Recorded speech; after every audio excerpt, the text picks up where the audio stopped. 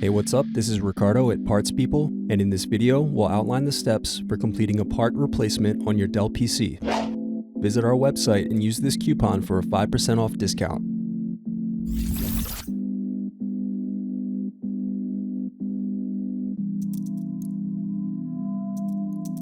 First, unscrew and remove bottom base.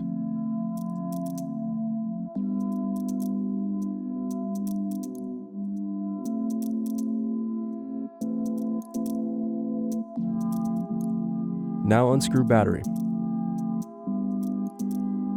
Next, unscrew and remove battery. Next, unscrew circuit board. Now disconnect and remove power volume button circuit board. Thanks for watching. Don't forget to like and subscribe if you enjoyed this video.